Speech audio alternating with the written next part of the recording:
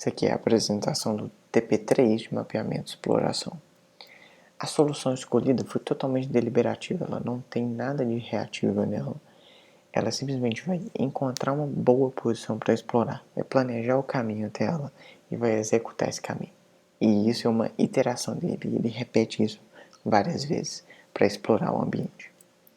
No caso do controle, como a gente está usando um robô diferencial, o controle é um pouco mais complicadinho do que um robô anômico, mas a ideia foi extremamente simples, que é, a gente fez um controlador que ele para o robô, ele alinha ele rotacionando no próprio eixo até o alvo, e ele faz uma linha reta até ele. E para isso foram usados vários controladores proporcionais para fazer esse controle. Então ele é um controlador de malha fechada, que faz a rotação do robô e mede em linha reta, tentando acertar ali o alvo. Em relação à percepção, os mapas fornecidos eles tinham um problema que era a altura do sensor não pegava os obstáculos mais embaixo. Então, por exemplo, nessa carteira vermelha, o sensor acha que só tem um pino, mas na verdade tem uma base toda grande aqui. Então o sensor, olhando pelo sensor, o robô acha que ele pode passar por aqui, mas na verdade ele não pode. Então aqui olha o mapa aqui, como é que ele fica com uma baixa resolução. No caso aqui, a gente está fazendo um mapeamento, a gente está usando o Occupancy Grid, a gente usa umas transformações para discretizar o espaço, e a ideia é que a gente vai iterativamente, vamos gerando e atualizando esse mapa. Para fazer o tratamento dos dados do sensor, a gente usou o de Bresenham, porque o sensor ele dispara 784 raios em 180 graus ali, e a gente tem que descobrir por quais pecinhas do grid esse raio passou. Então a gente usa o Bresenham para fazer exatamente isso. Para cada raio a gente aplica o Bresenham e a gente agrega todos esses quadradinhos e depois aplica as regras de atualização do mapa. O grid de planejamento escolhido foi o RRT, que ele basicamente vai iniciar de uma posição e vai expandindo uma árvore aleatoriamente até ter uma visão clara do alvo e ele traça o... Então esse aqui, esse traçado verde aqui mostra como que fica o caminho encontrado por essa árvore nesse caso.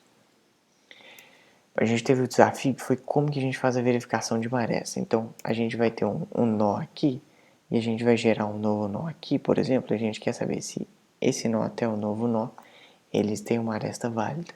Se a gente pode adicionar esse novo nó e essa nova aresta à nossa árvore. Ela deve ser válida. Então, para fazer isso, a gente usa um algoritmo de busca em largura, que a gente vai usando o Plotly não, a gente vai usando o Shapely. A gente define ali a trajetória, né, que o robô vai fazer como uma forma geométrica e a gente vai aplicar essa forma geométrica ali no grid de forma que a gente vai fazer uma busca em largura pelos pixels que estão dentro dessa forma, de forma a preencher toda essa forma. Se um desses pixels tiver um quadradinho que indica que ele está ocupado, que ele não está livre para o robô passar ou que ele é desconhecido ainda, a gente considera que essa aresta não é válida. À direita aqui a gente tem um exemplo de uma aresta válida, ela está só na zona escura aqui desse mapa incompleto. A gente teve que fazer algumas melhorias na RT.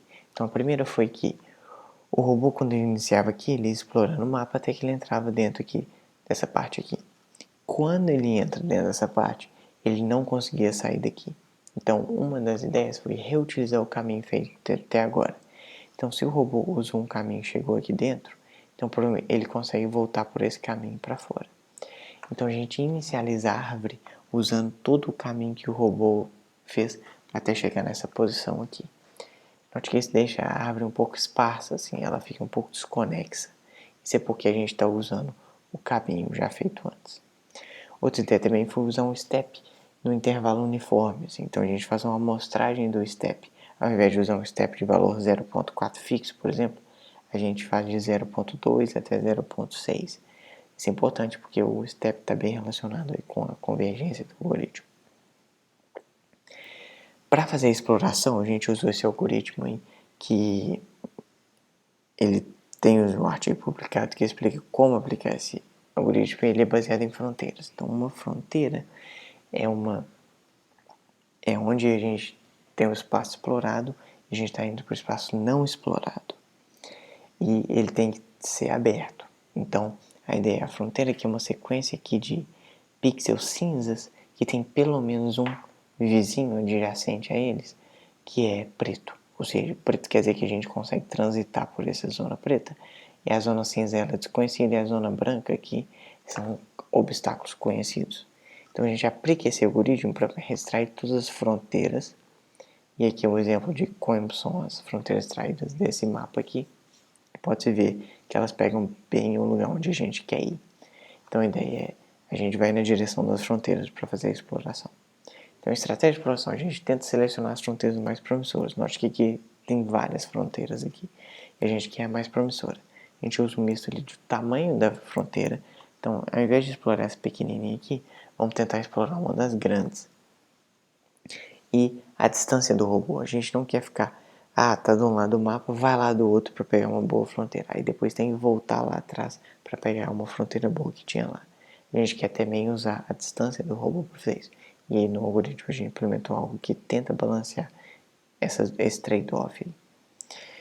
Então a gente vai planejar o caminho até essa fronteira, a gente escolhe a fronteira, a gente pega o ponto médio nela, a gente planeja o caminho até essa fronteira e a gente executa o caminho.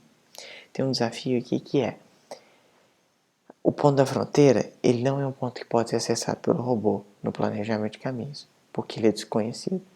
Então, no planejamento de caminhos, a gente vai definir uma região ali que é perto desse ponto, que é onde a gente quer chegar.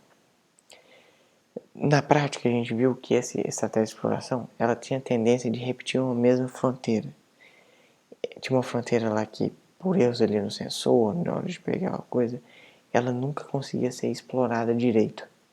Então o robô sempre achava que tinha uma boa fronteira ali para ele explorar, mas ele ia lá e não conseguia explorar direito, nem conseguia chegar nela direito.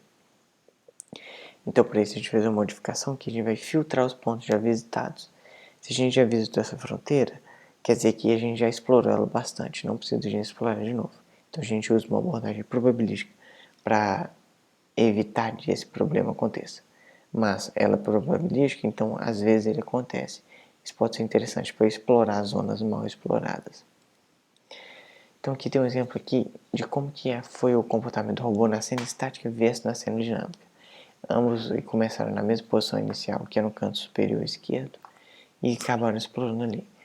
Na da direita tinha um homem que fica andando e muitas vezes ele fica na frente do sensor. A gente pode perceber que não gerou nenhum artefato aqui visível do comportamento do homem. Então o Occupancy Grid conseguiu usar ali a sua abordagem probabilística para basicamente tirar esse ruído que era essa pessoa andando.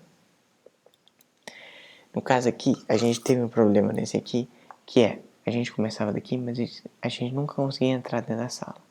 Por quê? Note que aqui a gente até viu um pouquinho dentro da sala, mas a gente não entrou. Por quê?